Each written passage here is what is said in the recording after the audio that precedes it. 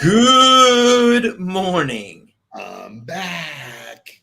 Yeah, back in the home front. How's it feel to be back in the home base? So I become a homebody. It's kind of crazy. I've been gone since Sunday morning. Nashville was outstanding. Baltimore was less than 50 degrees, rainy, yucky. Missed the ball game. It was a rain out. The hotel was so cool. It was really basically connected to the ballpark. But got a chance to get up and speak in front of a couple of hundred people. Doug Merkel, who you saw if you were on the huddle yesterday, he will make an appearance next week, kind of talk about the state of banking and all that kind of fun stuff. But it was great. Nothing replaces that, that sense of boom when you're on stage. And I know we have Jenn here who will talk about that rush. Well, the notes came in quickly after you were done on LinkedIn. I was seeing the response. People were really digging it. The power of LinkedIn. I hadn't spoken to Doug in almost 4 years, and they all remembered, hey, I saw you here and I saw you there and been following you and so excited you're here. And you know what? To hold that group's attention for 90 minutes first thing in the morning after they hadn't been together in a long time and went out drinking the night before, kudos to them. So were they really paying attention, or were they zombied in front of you? I think a little bit of both, actually. It's hard to sleep when I'm blasting away, though. So it was fun. It was great. One of the major emotions I talk about all the time is I was grateful. I was grateful for the opportunity that they thought of throwing together a meeting to get their team together, and they thought of me. And from that, there's a couple other things that they're going to have me travel to do. So it was awesome. Totally enjoyed it. A couple of things before we get going real quick. It's National Noodle Day. So it's like a celebration of us, don't you think? Celebrate the noodles, baby. Let's go. So that one last shout out. Happy birthday, Catherine Holcomb. She's our friend at United Way. So happy birthday to her. We'll be shouting her out all day. Why don't we get to Huddle News? We've got a big show. Jenn Lederer is here. There's so much fun stuff. It's National Coaching Day, sort of fitting. Noodles that coach. That's us. Coach Noodle, baby, my whole life. Let's go. Boom. Wake us up, Shay.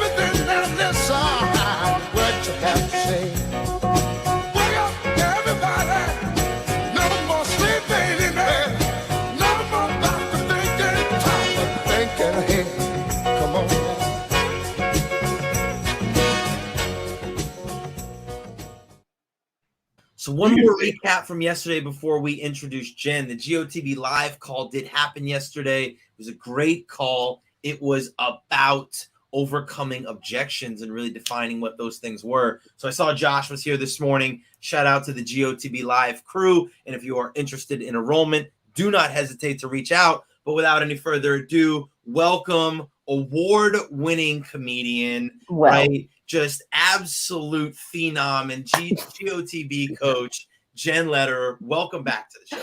What up, guys? Am I a noodle yet? That intro. Is she a noodle yet? Man, it's coming, baby. Yeah, you know what the requirement is? You have to shave your head. So I know. We're doing it for charity. As we were going back and forth on solidifying some of her marketing materials and stuff yesterday, I said, "Hey, Shay, shoot that to Dad, get his approval on it." And she responded back, "And tell him that his favorite daughter says hello." And I was like, he wouldn't know what to do with a daughter. You know? Just the sound of it made me shit my pants. Holy shit, man. So welcome back, Jenn. Welcome back to the show. Catch us up. We know you've been traveling. We know you've been performing. Catch us up on what's happening in Jenn Lederer's world. Jenn Lederer's world. I'm in Santa Fe currently, but I go back to New York City tonight. I haven't been in my apartment since August 19th, so I'm really excited to see it. Make sure that the walls are still up. I've been performing out here. I was able to become a part of the comedy community and headline a show. And oh yeah, I booked a gig with Twitter. So I'm going to come back to New York City and tell Twitter what's up. So how do you do that? How do you enter into a new city and become a part of the comedy, community and get on stage? Well, I don't know if you guys often talk about making connections. You ever heard about doing that? No, never heard of it. That's what I did. I knew that I was coming here. And so I did a little research and I reached out to the people that are the movers and shakers in the comedy world. And I was human and I didn't really ask for anything. I was really just asking to come to the shows and ask to support and be a part of it. I wasn't asking for them to put on a show for me. And they just ended up offering it to me because I'm that cool, you guys. So I'm super intrigued by how you do the research to figure out who the movers and shakers are in the comedy space when you are talking about Santa Fe, New Mexico. Who's the one producing the shows that are happening? Like, who are the people that know how to get an audience together and put them in the room and they're already interested in comedy? So I went to them, and those are the same people that happened to be able to put me on the radio while I was here. And I had seen Melissa Etheridge live. And when I was in the middle of this radio interview, I found out that the guy used to produce her show when she lived here. And so it was just a really cool, realizing that you're vibrating in the same space as a rock star that you just saw. It was really fun. That's awesome. People think this stuff is random. And I think you create your own randomness, curiosity, and connectivity. Both of those, move you in the right direction. So, when the Beach Boys wrote that song, you guys do remember the Beach Boys, correct? Yes. Good vibrations. Good vibrations. I knew it. I knew you were going there, Steve. We all vibrate. We all are giving out either positive or negative vibrations. And you get it back. It bounces back when it hits somebody. It bounces back at you. So if you're into the law of physics, it's how it works. It's what you put out as boomerangs right back at you. And you're a perfect example of, and we talk about this all the time, if you go into it blindly, right, you're going to bump into walls. If you do the research, the information's right there. It's just, it was right there. And the ripple effects of doing that kind of thing. So my girlfriend has a pet sitting business, and she drove 45 minutes outside of Santa Fe yesterday to meet a potential client. And she was, mentioning that I'm here and kind of what I do because this woman was a coach as well. And she goes, hold on, is your girlfriend Jenn Lederer? And she goes, wait, how do you know about Jenn Lederer? And it was because of the show that I did and, being on the radio and stuff. She's like, how did I drive 45 minutes and still heard your name? I'm like, that's the goal, babe. Did you tell her that she could go virtual? Did you tell her that, you don't have to drive the 45 minutes to meet in person? You could do virtual? Did you offer that? See the house. She has to see the house and meet the animals. Not everything can be virtual, Mark. That's true. That's true. That's very true. So that way. It does start that way. And I'm in dialogue with one of my clients that, is a guy that's been very successful in building relationships face to face. And I said, it does not take away from that. The virtual filters out, number one, and number two, allows you to scale it faster. Yes. Touch and be out in front of more people that you then pick the cherries. Those are the ones that you actually do go face to face with. Exactly. Or put them in the audience or do, most of the people that were in my audience yesterday in Baltimore had some connectivity to me through my LinkedIn exposure, either through this show or some of the things I post. I mean, I walked up to one group and they started singing Tell Me Something Good, on cue. That only comes from repetition and being out there. And then, Shelby said, the harder you work, the luckier you get. It's just being out there. Just got to be, visible. So did she get the deal because of you is the question. She actually turned it down. It wasn't good enough for her. Yeah. Wasn't a good fit. Something that we talked about yesterday on GOTV Live. Not every deal is a good deal. That's right.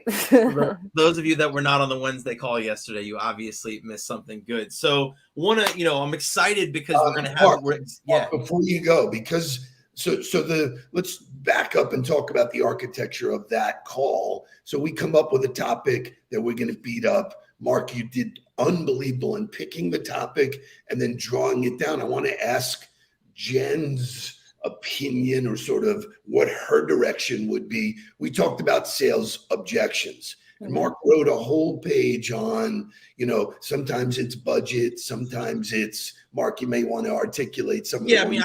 I just broke it into, normally we talk about objections and they fall into like 5 categories of like budget or decision maker or timing or value or all of these things.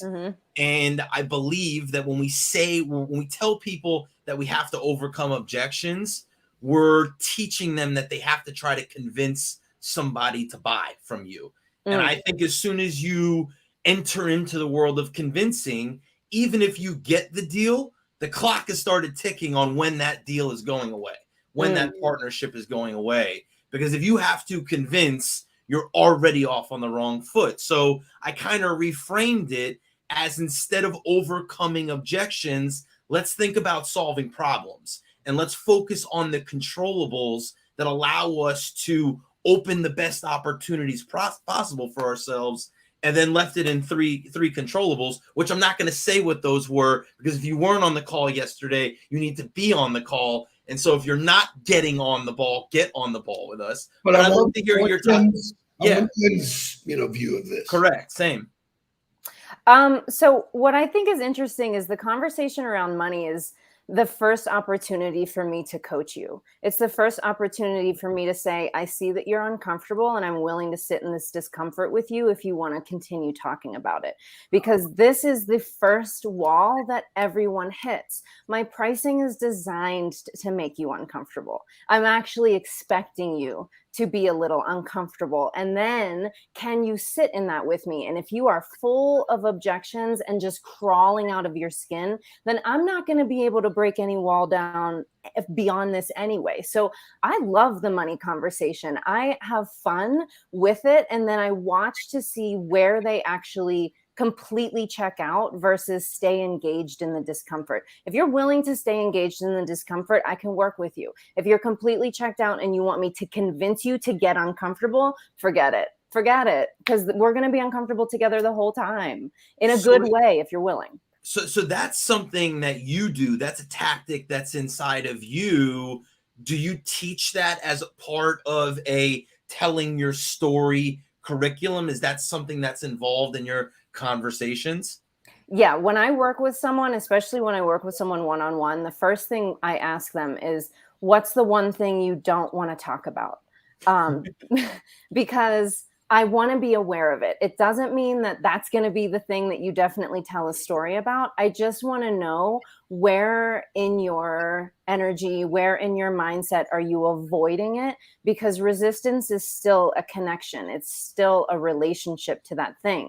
And if you avoid it, it's actually the thing that's controlling why you don't show up, why you're insecure, why you doubt the stories that you want to tell. So I ask you to let me into that dark corner just so I'm aware of it. And then we kind of build from there. But yeah, I'm always asking to get uncomfortable. It's part of my nature. Oh, it's interesting. Today is National Coaching Day.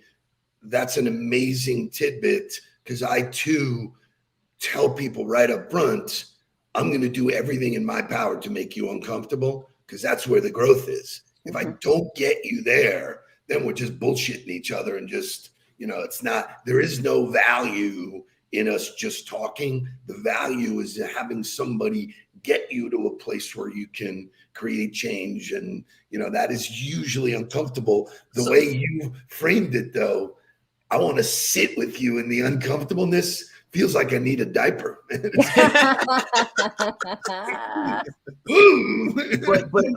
what I think what I got from that is when you said, I want to sit with you in that uncomfortableness, is I want to be with you there. I'm not coaching you from afar. I'm not in an ivory tower. I'm not talking down to you. I'm not just demanding from you. I want to be in it with you in order to be able to help you. So I want to play a game with everybody in the audience. I want to play a game with you. When we say coach, when you hear coach, when you think coach, what are some of the adjectives or what are some of the words that come to mind when you think about coach? What's the top 5 for you, or what are some of the things that come right to mind for you? Strategy, visionary, someone who can see what I can't see and put a strategy on it. Motivation, for sure, someone that gets me out of my own way. I don't know. Those are 3 out of 5. That's 3 good ones. Dad, do you have any, what words come to mind for you? Yeah. So for me, it's mentorship, because clearly experience sharing, which is, I think, where the best coaching happens is when someone's actually lived through it and they can share that experience. I've always looked for the people that mentor or coach me. I want to make sure they've done it before. I'm not getting in the car with somebody that's never driven before. So for me, all of that, and I think it's a big part of why I get hired, is I've done it. I mean, I've had those things happen to me in a business where you go, oh shit, how'd you get out of that? So for me, and then it's always some part, and you hit on it, Jen, some part motivation, inspiration, someone that just, it's accountability partnership that I think really for me, it's all about accountability. I was waiting for somebody to hit the word. Chet Tart came in with it. Jay just came in with it. Dad, you just talked about it. I think the number one thing is accountability, right? Like, yeah, you need to be a visionary. Yeah, I think the biggest things, or the words that embody coaching the most, are educator. And before you're an educator, I'd say you have to be a connector. And then I think it's the accountability piece. I got to be able to connect with you. Like you said, Jen, I want to be in it with you. And in order for me to be in it with you, I got to connect with you. I got to know you. I got to be comfortable with you and have that trust with you in order to then be able to educate you on the perspective that I have and then hold you accountable to the movement that I'm trying to get you to do, right? So the uncomfortableness is, yeah, we're going to talk about some good stuff. We're going to come up with some good ideas. But at the end of the day, I'm going to come back around and say, here's what we said we were going to do. Did we keep our word? Right. And I think it's a we conversation. I never, ever think it's a you and me conversation. I think it's a we conversation, because if you didn't hold up your end of the bargain, what didn't I do that didn't help you do it? Where did I fail you in either the preparation or the checking in or the follow-up with how come I let you fail, even though, it's ultimately on you to do the work. Right. Or where did you never actually understand what I was asking you to do? Yeah. So Yeah, I think that's exactly correct. I'm curious, what weight do both of you put on results? Like when I take somebody on, I am absolutely committed to getting them to a destination. I'm jumping in the car with them. My responsibility as a co-pilot is to get them to that spot, and I'm going to do whatever I need to do that. So the accountability piece is a destination. It's not, so I think that's where, I think you talk about chemistry and connectivity, and that's all fine. That's good. But I'm not there to be your friend. I got plenty of friends. Yeah. I got to be there to get you to do the work and do the behavior that will get you there. And that's not always easy to do. That chemistry, that uncomfortableness that Jen talked about, you got to be really skilled at managing through that. So, and you asked the question about results. To me, the results are the North Star, right? Like if we can see progress toward the result, I know we're doing something right. But I'm going to relate this back to football, because to me, surprise everyone. The only result we cared about was Saturday, whether or not we won or lost. And there were lots of KPIs into whether or not we performed or didn't perform well. I could look at that number on Saturday and say, we didn't hit our goal. But unless I went back and evaluated the performance and everything that we did, there was no way I could figure out whether or not we were way off or whether or not we were close, regardless of what the number was. We may have not have hit our number because we made one tiny mistake that threw off the number. But other than that, of the 75 plays that we played, 73 of them were really good, you know? So to me, as I look at the result for the client or the person that I'm coaching, yeah, I'm paying attention to the result, but all that's doing is putting me back to, hey, let's evaluate what we did this week. Let's talk about the conversations we had. Let's talk about what we did to get to that result and figure out where we went wrong in there. I'm not necessarily talking about the result. So, Mark, let's get to how people can see and know what Jenn does. So it's super exciting. And I don't know if you want to talk about it, Jenn. I'm going to talk about the event, and then you talk about after the event, Jenn. Okay. So I'm going to promote the women's event on the 27th. That will be your first opportunity to get in person with Jenn. Super excited about the panel of leaders who happen to be women that are going to be on the stage that night. Super excited about the group of people that are already committed to going. We've got 10 tickets left. So if you're watching it, scan the QR code. If you're not watching this, get to the comment or get to the link in the comments from Shay. He will put it in there. But then we've also got some really exciting news for what's happening for Jenn. Jenn, you want to share? Yes, I do want to share, Mark. Thank you so much. You're coming into boot camp with me, everyone. We're coming into storytelling boot camp. You're going to learn how to storytell your career in a way that connects to people, in a way that allows you to be authentic, and in a way that will make you actually want to talk about what you do and the results that you offer to people and the process that you bring people through. And, you know, what's interesting is in this process, you start to see yourself through different perspectives, through different lenses. That's one of my strongest muscles as a comedian, is teaching people how to look at one thing from a million different perspectives and finding the one that's going to connect you and your audience most effectively. So they're very interactive. We're going to meet every week, 4 weeks, starting November 10th. But the Thursday before that, I'm doing a free workshop so you can taste test what I'm about. So go to that QR code and come play. So I'm curious, Mark, Yes. Can I go to this? Of course you could go to that. I'm actually really charged up about learning, you know, hearing a different perspective. This is for everybody. This is not for male or female. This is for everybody. And I think, you know, it's funny. I played in my presentation yesterday, I played the clip from Kool and Luke. What we have here is a failure to communicate. People don't know how to communicate. It'll help you in every single part of your life. It's not just business. It's how you communicate with your significant other. It's how you communicate with your friends, your family, your colleagues. I think it's fascinating. I'm charged up. And I just want to ask a question. Why is it so cheap? What are you guys doing, man? I go, hey, you come up with this thing, man. I love it. So if you guys are interested in having a conversation with Jenn to talk about either the free workshop that's on November 3rd or the 4-week boot camp that starts November 10th, you can reach out to anybody from the Get on the Ball team, including myself, Jenn, Shay, my dad, Jake, anybody on that. Or you can scan the QR code, go directly to it, and sign up. It's a month that you can invest in yourself, learn how to perfect your pitch, right? Learn how to communicate, learn how to storytell your career. So awesome stuff. Jenn absolutely crushed it again on the huddle.